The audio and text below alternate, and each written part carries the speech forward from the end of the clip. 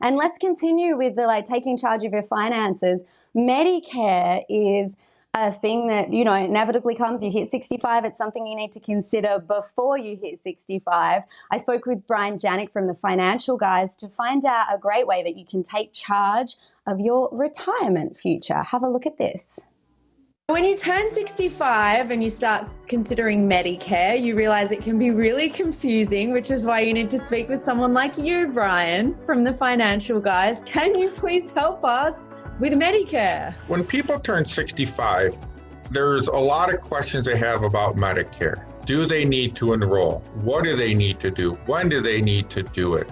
A lot of times people are just relying on other people for help or making decisions and not thinking about the ramifications of those decisions.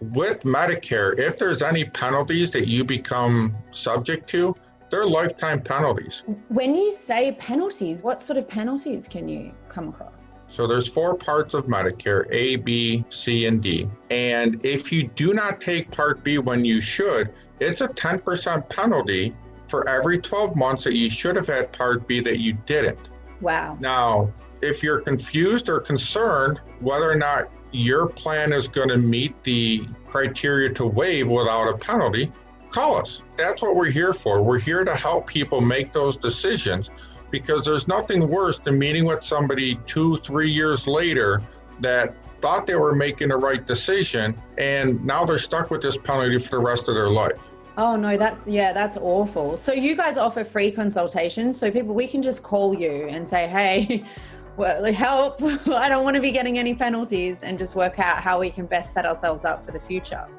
Right, and a lot of times what we want people to do is 6 to 12 months before you're going to turn 65, or if you're retiring before 65, we want people to give us a call, because what we want to do is we want to come up with your game plan.